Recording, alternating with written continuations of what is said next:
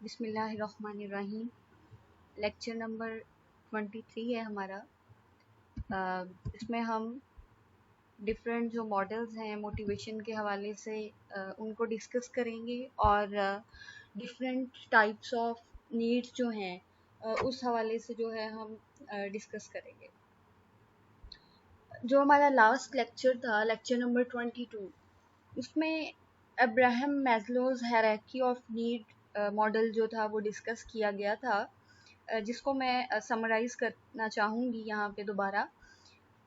उसमें हमने ये देखा था कि अब्राहम मैस्लो का जो मॉडल है उसमें 5 स्टेप्स हैं और वो लोएस्ट टू जो है अपर लेवल जो है उस तरफ मूव करते हैं। ठीक है, लोअर नीड्स जो हैं वो पहले फुलफिल होंगी तो देन जो है अपर नीड्स की तरफ जो है इंसान मूव करेगा। ठीक है, जो बेसिक नीड्स हैं, फूड, शेल्टर, ठीक है, पेन रिडक्शन, सेक्सुअल एक्टिविटीज, ये तमाम चीज़ें जो हैं ये पहले फुलफिल होंगी एंड देन पर्सन जो है वो शेल्टर की तरफ मूव करेगा। देन लव एंड बिलोंगिंगनेस, ठीक है, फैमिली, सिबलिंग्स, ठीक है, सोशल सर्कल, फ्रेंड्स, ये तमाम चीज़ें। फिर सेल्फ स्टीम नीड्स थी कि इंसान जो है वो चाहता है कि दूसरे जो है उसे रिस्पेक्ट करें, रिगार्ड करें और जो है इंसान खुद भी जो है इन चीज़ों को मेंटेन रखने की कोशिश करता है। और जब इस लेवल को मेंटेन कर लेता है तो देन जो उसका ऑप्टिमम लेवल होता है, ठीक है, जितनी एबिलिटीज एक इंसान के अंदर मौजूद होती हैं उनको यूज करते हुए जो है वो एक ऐसे पॉइंट पे पहुंच जाता है जहां पे ना सिर्फ वो अपने लिए बल्कि दूसरों की बेटरमेंट के लिए भी जो है काम करता है, जिसको सेल्फ एक्चुअलाइजेशन या सेल्फ फुलफिलमेंट का नाम दिया जाता है। और ये तमाम स्टेप्स इतने इम्पॉर्टेंट हैं कि जो हमारा अपर लेवल का जो स्टेप है वहां तक पहुंचने के लिए जो लोएस्ट लेवल्स हैं उनको जो है वो कंप्लीट करना नहायत ज़रूरी है। ये बिल्कुल इसी तरीके से है जैसे आप एक बिल्डिंग जो है वो उसकी कंस्ट्रक्शन कर रहे हैं और बुनियाद होगी किसी चीज़ की तो देन उसके ऊपर इमारत तमीर हो सकती है। ठीक है, अगर हम कहें कि हम जो है वो ग्राउंड फ्लोर को स्किप करके जो है वो थर्ड फ्लोर, ठीक है, मतलब कंस्ट्रक्शन उसकी कर लें तो ऐसा नहीं हो सकता। स्टेप बाय स्टेप चलना होता है। तो जो मैस्लो की भी हायरार्की ऑफ नीड है इसमें भी यही चीज है कि स्टेप बाय स्टेप जो है वो इस पॉइंट तक पहुंचा जाता है। अब नेक्स्ट हमारे पास जो है वो सेकंड जो मॉडल आ जाता है ऑप्टिमल अराउजल मॉडल, इसको कहा जाता है। ठीक है, एंड थर्ड मॉडल जो हम इंशाल्लाह डिस्कस करेंगे दैट इज एवोल्यूशनरी मॉडल। ठीक है, एंड उसके बाद जो है हमारे पास आता है fourth model drive reduction model. ठीक है, तो हम जो है वन बाय वन इन तमाम मॉडल्स को अभी डिस्कस कर लेंगे। ठीक है, अच्छा जी, ऑप्टिमल अराउजल मॉडल हमारे सामने। अच्छा जी, ऑप्टिमल यानी ऑप्टिमम जो है वर्ड जैसे इंडिकेट कर रहा है कि एक मैक्सिमम लेवल कितना, मतलब एक इंसान जो है वो कर सकता है। ठीक है, एक मतलब एक इंसान की जो कैपेसिटी होती है उसके मुताबिक इंडिविजुअल टू इंडिविजुअल वेरी करता है। ठीक है, हर इंसान का जो एक ऑप्टिमम लेवल होगा वो दूसरे से डिफरेंट होगा। ठीक है, उसके अकॉर्डिंग जो है अराउजल मॉडल के कोई फोर्स जो मोटिवेशन है वो कितना एक इंसान को जो है मैक्सिमम पुश करती है किसी भी टास्क, किसी भी गोल को अटेन करने के लिए। ठीक है, इस रेफरेंस में जो है ये यहाँ पे बात हो रही है। तो ऑप्टिमल अराउजल मॉडल जो है येरिक्स डॉटसन ने जो था ये मॉडल जो था ये डेवलप किया था। ठीक है, this is commonly referred to as the Yerkes Dodson increased level of arousal will improve performance. Optimum arousal level is reached when optimum arousal level is reached. At that point as arousal level increase. ठीक है, अच्छा, अब according to Yerkes Dodson The principle that moderate levels of arousal lead to optimal performance. ठीक है. अच्छा, अब येरिक्स Dotson का जो लॉ है उसके मुताबिक वो लोग जिसमें वो मतलब पर्सन्स जिनका जो अराउजल लेवल है वो लो होता है या बहुत ज़्यादा हाईली इंक्रीज होता है, उनमें उनकी परफॉर्मेंस इतनी बेटर नहीं होती जितनी कि जिन लोगों का मॉडरेट लेवल मतलब होता है वो उसको मेंटेन रखते हैं. ठीक है, अब इसको मजीद डिस्कस कर लेते हैं. According to optimal arousal model of motivation, model focuses on classic research of Yerix Dodson, who showed that both low arousal and high arousal lead to poor performance. ठीक है, whereas moderate levels of arousal lead towards optimum performance level. The finding is so common that it is now referred to as Yerix Dodson law. ठीक है, एक law बन चुका है ये चीज. अच्छा, अब इसमें और भी बहुत सारे फैक्टर्स आ जाते हैं, जैसे कि किसी टास्क का कॉम्प्लेक्स होना, सिंपल होना. ठीक है, ये चीजें जो है सम टाइम आप ज्यादा एफर्ट कर रहे होते हैं, सम टाइम आप उसको इतना बॉदर नहीं कर रहे होते. ठीक है, फिर कुछ चीजें जो है उसमें आ जाती हैं कि अराउजल लेवल, कौन सी ऐसे टास्क हैं जो मैक्सिमम लेवल तक ले जाते हैं और कौन से ऐसे हैं जो मतलब इसको आप कह लें कि लोअर लेवल तक जो है मेंटेन रखते हैं. अच्छा, अब कोई फिजिकल एक्टिविटी कर रहे हैं, कोई एक्सरसाइज है, कोई गेम है, समथिंग. ठीक है, socialise with friends, try to do something new and exciting. ठीक है, देन कोई एक्शन जो है मूवी वॉच कर रहे हैं. ठीक है, और लोअर लेवल ऑफ अराउजल जो है उसमें बुक रीडिंग आ जाएगी आपकी. ठीक है, take a bath, enjoy a relaxing hobby. ठीक है, गार्डनिंग, समथिंग, मतलब कुछ भी हो सकता है. Then take a nap. तो ये चीज़ें जो हैं अराउजल लेवल को इंक्रीज करने में, मेंटेन करने में, या मतलब आप कह लें कि डिक्रीज करने में जो है अपना रोल प्ले करती हैं. उसके अलावा the optimal arousal model of motivation argues that humans are motivated to be in situations that are neither too stimulating or nor not stimulating enough. So, according to research work of Dodson on sensory deprivation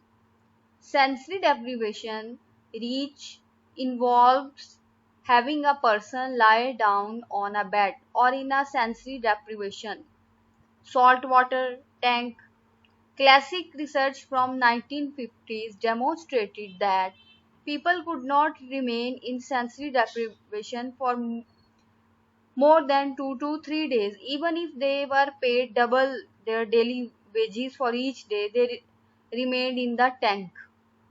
ठीक है, यहाँ पे एक experiment की बात आ गई जो एरिक्स Dotson ने किया था कि उसमें कुछ लोग जो थे, ठीक है, उसमें कुछ लोगों को कहा कि आपने lie down on a bed और in a sensory deprivation salt water tank. ठीक है, तो इसमें उन्होंने कहा कि 2 से 3 जो दिन है उससे ज़्यादा सेंसरी डेप्रिवेशन जो है कोई भी इंसान बियर नहीं कर सकता. ठीक है, मतलब इतना स्टेमिना नहीं हो सकता. तो they stayed for only a few days. Pathology of boring developed. After long periods of sensory deprivation, people began to hallucinate. ठीक है, यानी hallucinations शुरू हो गई उनको, और उनकी जो कॉग्निटिव एबिलिटी थी, जो कॉग्निशन जो है हर मेंटल प्रोसेसेस के साथ रिलेट करती है, वो इससे इफेक्ट होना शुरू हो गई. ठीक है, and they develop childish emotional responses. ठीक है, सेंसरी डेप्रिवेशन. फिर कुछ रैट्स पे किए गए experiments. Sensory deprivation in rats actually shrinks the brain regions most involved in the senses that have been deprived. ठीक है, yet another example of the plasticity of the brain, ठीक है। तो ये चीजें जो है इंसान को इफेक्ट करती हैं, ठीक है। फिर इंडिविजुअल डिफरेंसेस की जैसे मैंने बात की, इंडिविजुअल डिफरेंसेस भी आ जाते हैं, ठीक है, कि कुछ लोग जो है उनके लिए एक चीज जो है वो अराउजल का बायस हो सकती है और कुछ के लिए जो है वो नहीं, कुछ को उसकी मैक्सिमम अमाउंट चाहिए होती है एंड अदर्स जो है वो उसकी मिनिमम अमाउंट जो है उससे भी स्टिमुलेट हो जाते हैं। तो ये चीजें पर्सन टू पर्सन वेरी करती हैं, ठीक है।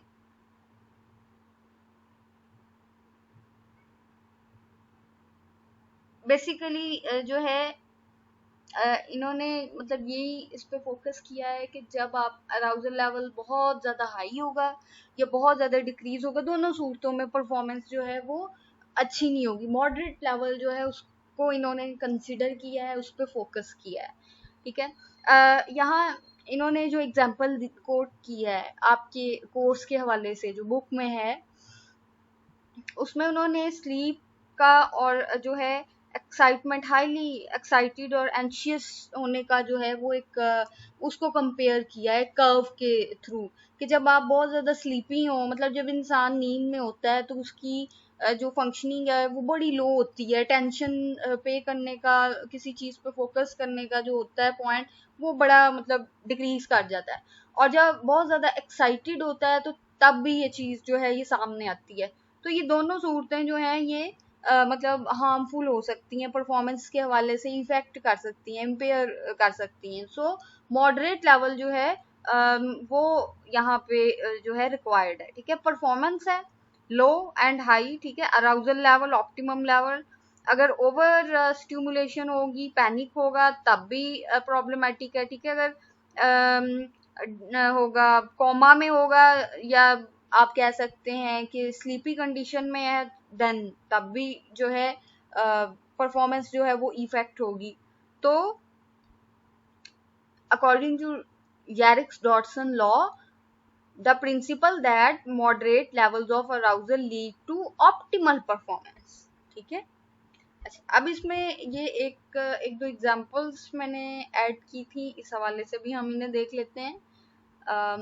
ये अराउजल थ्योरी के हवाले से हैं, ठीक है।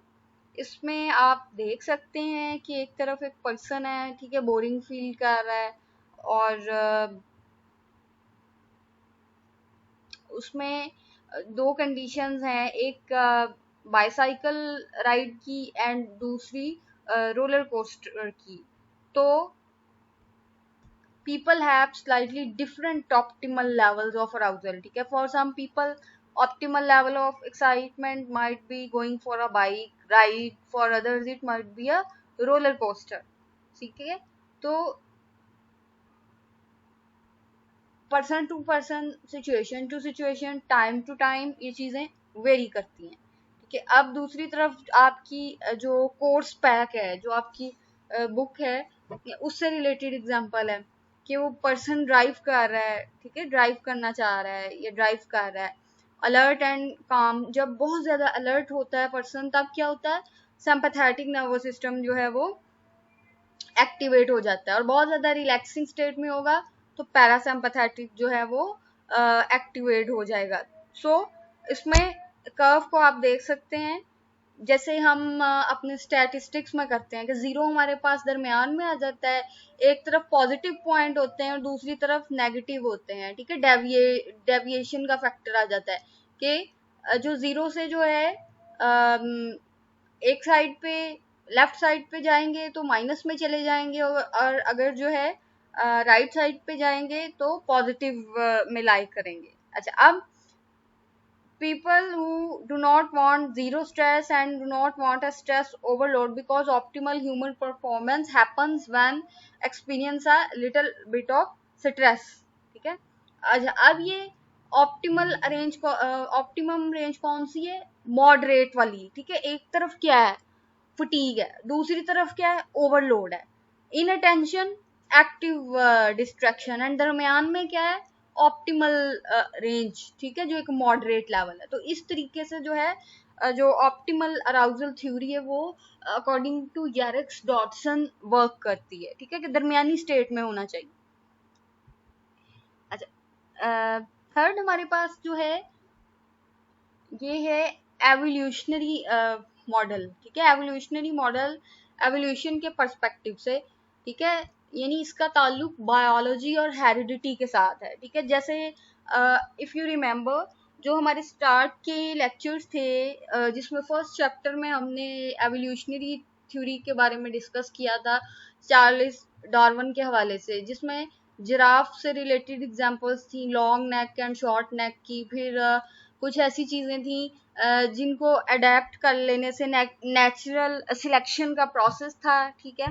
फिर उसकी अडेप्टेशन थी कि वो स्पीशीज, ठीक है, वो ह्यूमंस जिन्होंने उसको अडेप्ट कर लिया, ठीक है, तो वो सरवाइव कर गए, और जो उससे एक बेहतर एडजस्टमेंट एंड अडेप्टेशन जो थी वो ना बिल्ड कर सके, तो वो क्या था, दे सफर विद डेथ। तो एवोल्यूशनरी पर्सपेक्टिव बेसिकली जो इंटरनल ड्राइव्स होती हैं, ठीक है, जो हमारी हेरिडिटी, हमारे जीन्स में जो चीजें होती हैं, बायोलॉजी के साथ जिसका कनेक्शन होता है, उसको फोकस करती है।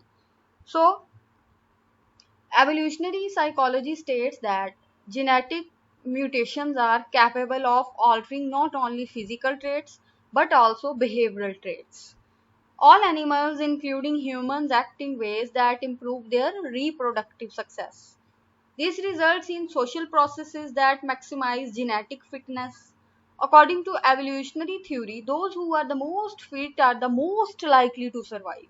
And eventually, ठीक है, आखिरकार the population evolves in such a way that their traits manifest themselves across the population. From an evolutionary point of view, behaviors are not made consciously. They are instinctual, ठीक है, by birth होते हैं, and based on what is most advantageous in terms of passing one's genes to the next generation.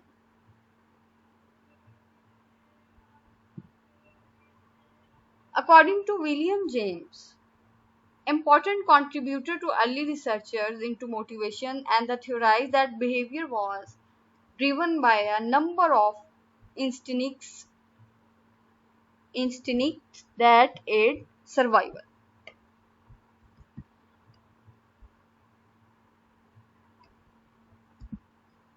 अच्छा, इसमें कुछ और points भी मैं ऐड करना चाहूंगी, जैसे कि एवोल्यूशनरी थ्योरी जो है, जैसे मैंने अभी जिक्र किया कि इंटरनल ड्राइव्स पे, ठीक है, फोकस करती है कि जितनी भी चीज़ें हैं, ठीक है, वो हेरिडिटी, बायोलॉजी से तमाम जो हैं, आप कह लें कि इन्फ्लुएंस्ड हैं। So biology speaking, the purpose of any living organism is to important. So the process of natural and sexual selection have shaped motivation over time to make all animals, including humans, want those things that help them survive and reproduce. अच्छा, जैसे हमने अपनी जो है Abraham Maslow की hierarchy of need में, ठीक है, डिस्कस किया था, जो हमारी बेसिक नीड्स हैं उनमें सेक्सुअल एक्सप्रेशन भी आ जाता है। तो ये एक तरफ तो जो है हमारी बेसिक नीड्स में ये चीज़ आ जाती है, और दूसरा ये रिप्रोडक्शन के लिए, ठीक है, नेक्स्ट जनरेशन जो है, मतलब उसके लिए बहुत इम्पॉर्टेंट होती है। अगर ये चीज़ ना हो तो जो है इंसान जो है वो आहिस्ता आहिस्ता, या एनिमल्स जो हैं, जितनी भी स्पीशीज़ हैं, अगर वो ये रिप्रोडक्शन का प्रोसेस ना हो, तो ये चीज़ें जो हैं, ये जो मतलब ह्यूमंस हैं, एनिमल्स हैं, ये आहिस्ता आहिस्ता ख़त्म होना शुरू हो जाए। सो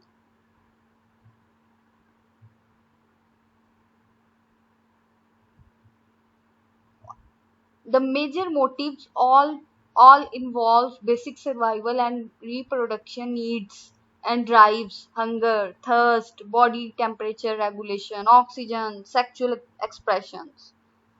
So bodies known they want food, water, oxygen, ठीक है, and after adolescence sexual activities. Desires, wants, and needs have been shaped over the course of human evolution to guide behavior either towards adaptive or away from maladaptive actions. So, in most cases, humans are unaware that their behavior are related to these drives. They only know that these things uh, make them feel good and stop doing something because they feel not good. Okay, so the question is that कि कोई भी चीज जो है क्यों की जाती है. ठीक है, कोई अनडिजायरेबल चीज जो है उसे हम क्यों छोड़ देते हैं, जो डिजायरेबल होती है उसे क्यों अडॉप्ट कर लेते हैं.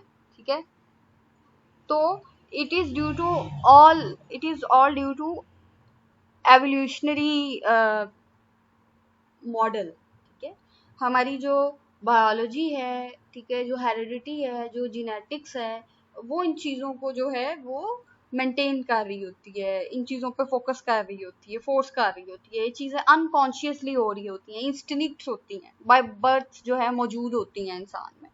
ठीक है,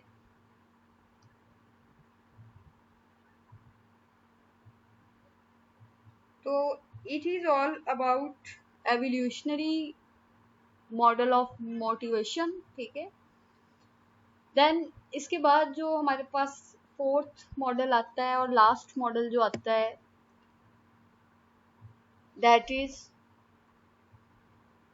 drive reduction model. Drive reduction model जो है ये, इसमें दो जो पॉइंट्स हैं उस पर बहुत ज़्यादा फोकस किया गया. एक होम्योस्टेसिस पे और दूसरा जो है सेट पॉइंट लेवल पे. ठीक है, सेट पॉइंट लेवल. अच्छा, अब सबसे पहले ये देख लेते हैं कि ये किसने डेवलप किया है. जो ड्राइव रिडक्शन मॉडल है ये क्लार्क हल ने, ठीक है, डेवलप किया था. अकॉर्डिंग टू क्लार्क हल, the drive reduction theory of motivation became popular during 1940s and 50s as a way to explain behavior, learning and motivation. ठीक है, according to the theory, the reduction drive is the primary force behind motivation.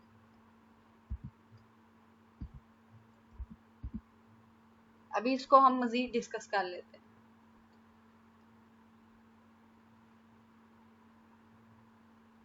अच्छा, अब देखें यहाँ पे जो important यहाँ पे पॉइंट है, ये की पॉइंट है, that is the reduction of drive is the primary force behind motivation.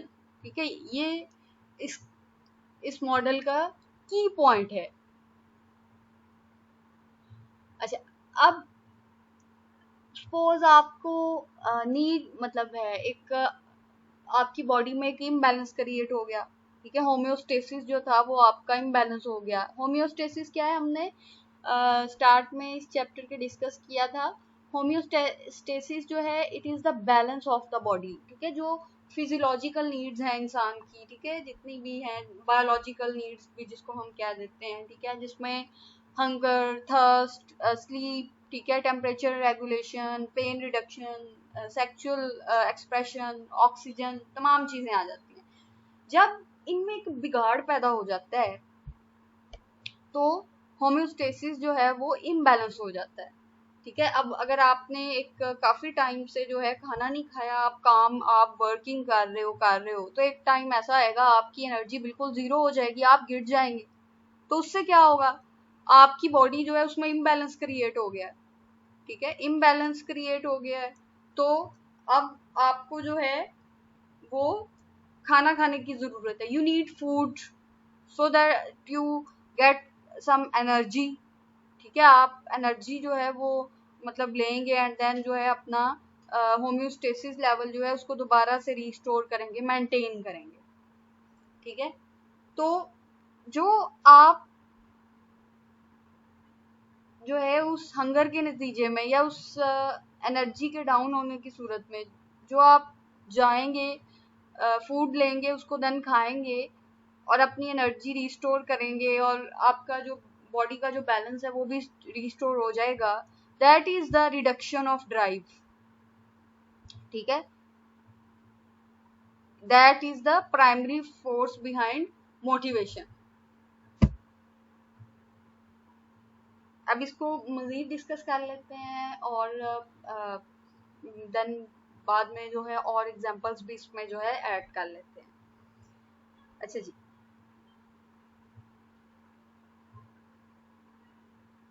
according to Clark Hull, when physiological systems are out of balance or deprived, humans are driven to reduce these deprivation state, ठीक है। That is what drive is, ठीक है। That is what drive is.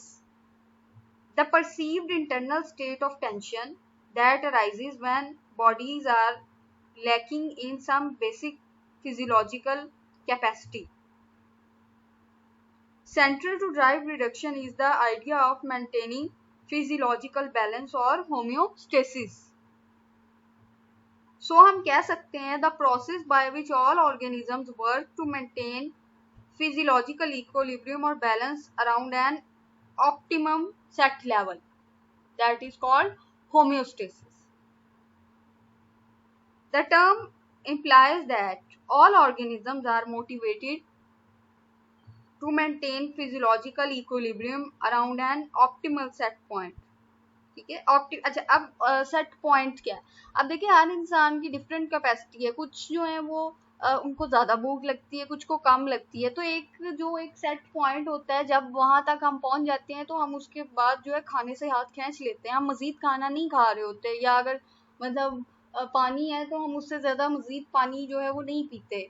फिर अगर weather conditions की कुछ severity level के हिसाब से देखें, ठीक है, बहुत ज्यादा अगर आप कह लें कि कोल्ड है या इट्स टू हाई, बहुत ज़्यादा गर्मी है, तो उस हवाले से भी हम जो है टेम्परेचर के हिसाब से वहाँ से मूव कर जाते हैं। अगर ज़्यादा गर्मी है तो हम जो है सायादार जगह पे और जहाँ पे ठंडक है उस तरफ मूव कर जाएंगे। अगर बहुत ज़्यादा सर्दी है, it's too much cold and freeze हो रहा है एक इंसान, तो वो ऐसी जगह पे मूव करेगा जहाँ पे उसे हीट मिल जाए या वो कोई इस तरह की ड्रेसिंग कर ले, ठीक है, कोई गर्म कपड़े जो है वो यूज करे ताकि उस चीज को मतलब रिस्टोर किया जा सके।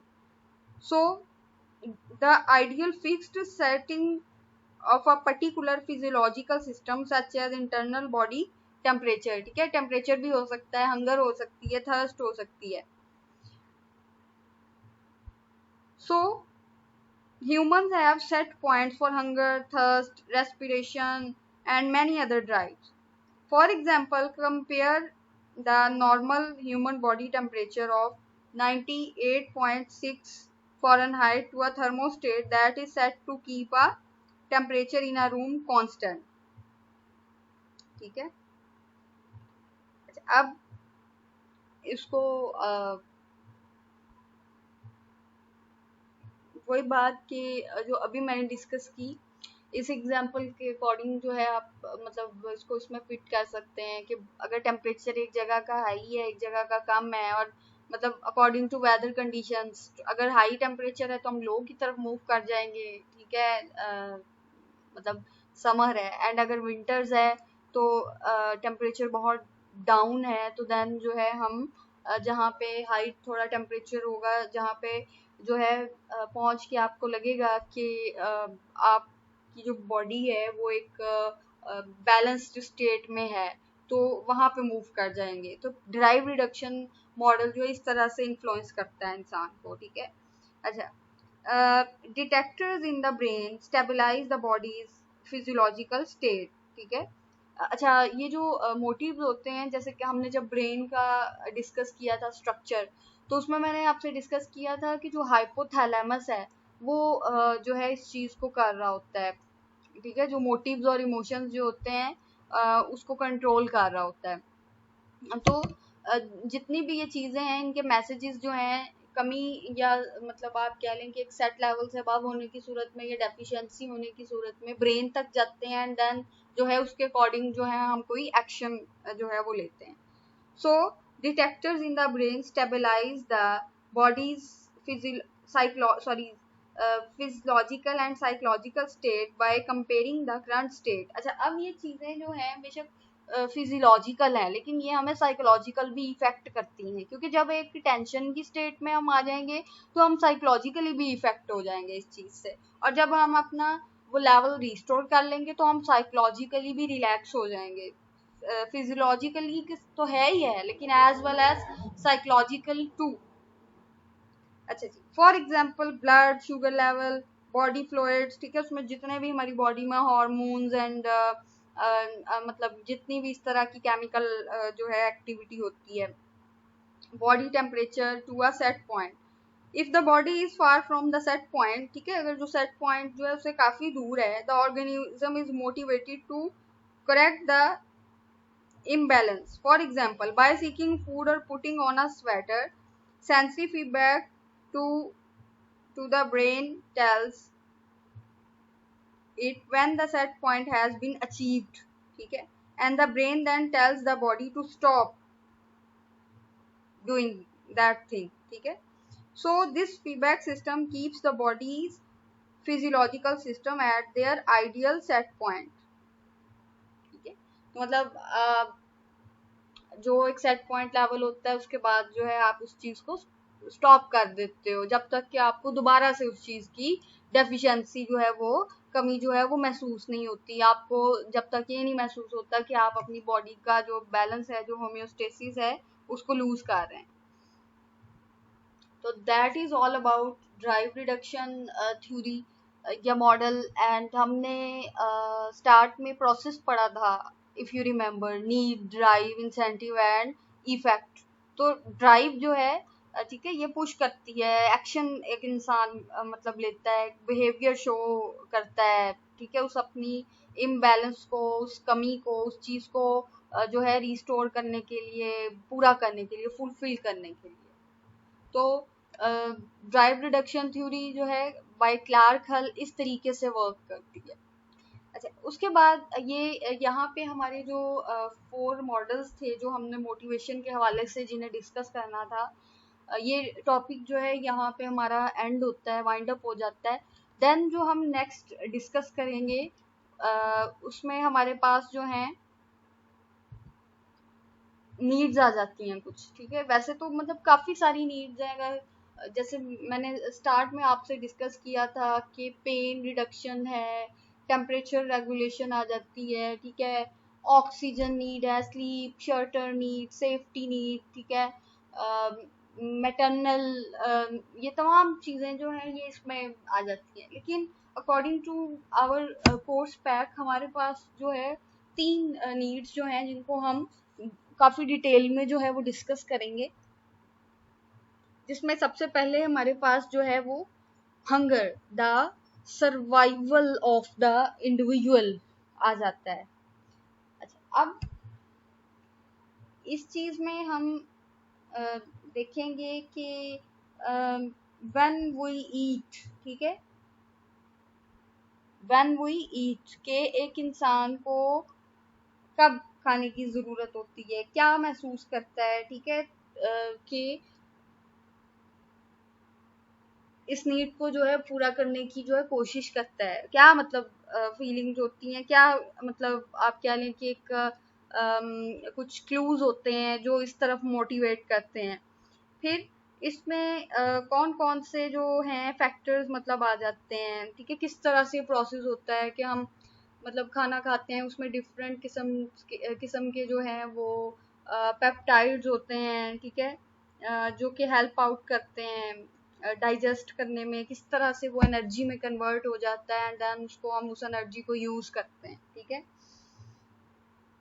और उसके बाद ये चीजें भी आ जाती हैं कि व्हाट टू ईट, ठीक है, जिसमें फ्लेवर भी जो है इस चीज को फोकस करता है, ठीक है. फिर हमारी पर्सनल लाइकनेस, डिसलाइकनेस, फिर हम ग्रुप में बैठे हुए हैं या इंडिविजुअली कुछ खा रहे हैं तो उससे भी जो है खाने की जो अमाउंट है अमाउंट जो है फूड की उस पे इन्फ्लुएंस आता है, ठीक है, कि कम या ज़्यादा मतलब वो हो सकती है इस चीज़ के नतीजे में, ठीक है। तो ये तमाम चीज़ें हम इसमें डिस्कस करेंगे hunger the survival of the individual में। अच्छा, फिर उसके बाद जो है sex survival of the individual, ठीक है। ये भी डेफिनेटली जो है इंसान के सर्वाइवल से इसका जो है लिंक है, और reproduction and so on and मतलब जनरेशन जो है उसके लिए इम्पॉर्टेंट है। इसमें हम देखेंगे कि जेंडर के हवाले से इसे देखेंगे, मेल एंड फीमेल में जो है इसका कितना मतलब है, क्या लेवल है। देन हम इसको कल्चर के हवाले से देखेंगे, जैसे कि इन इस्लाम जो है मैरिज जो है उसको इस चीज़ के साथ जो है एसोसिएट किया जाता है। एंड मतलब जो अदर जो कल्चर्स हैं या कंट्रीज हैं, ठीक है, जो नॉन मुस्लिम्स हैं वहाँ पे जो है इसको किसी और पर्सपेक्टिव में मतलब देखा जाता है।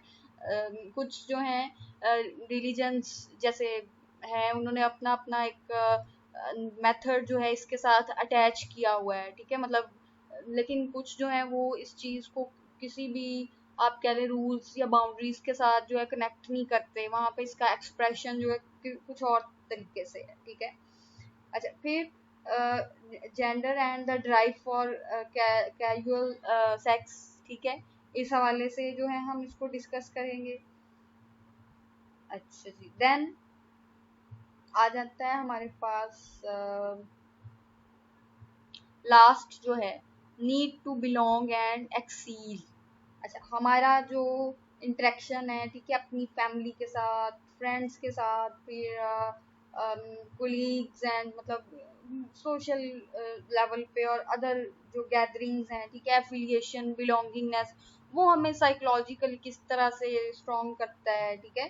ये और ये चीज़ें कितनी ज़रूरी हैं, सोशल सर्कल जो है वो कितना मतलब ज़रूरी है और कितना हमें जो है इफ़ेक्ट करता है डिफरेंट वेज में, और हमारा जो है डिफरेंट जो गोल्स हम अटेन करते हैं और इस तरह से उस हमारे हवाले से जो है हमें कितना इन्फ्लुएंस करता है। तो ये जो तीनों थ्री जो हैं हमारे पास आ जाती हैं नीड्स में, जिनको हम डिस्कस करेंगे काफ़ी डिटेल के हवाले से। तो इसमें जो है ये सारी जो पॉइंट्स जो हैं इनको हम इस हवाले से, ठीक है, डिस्कस करेंगे काफ़ी डिटेल। तो आज का जो हमारा लेक्चर है वो यहाँ पे वाइंड अप होता है। इंशाल्लाह ताला जो है हम नेक्स्ट लेक्चर में यहाँ से ही कंटिन्यू करेंगे डिटेल जो है ये डिफरेंट नीड्स की, इसके साथ कंटिन्यू करेंगे और अपने इस टॉपिक को जो है वो कंप्लीट करेंगे। अल्लाह हाफिज़।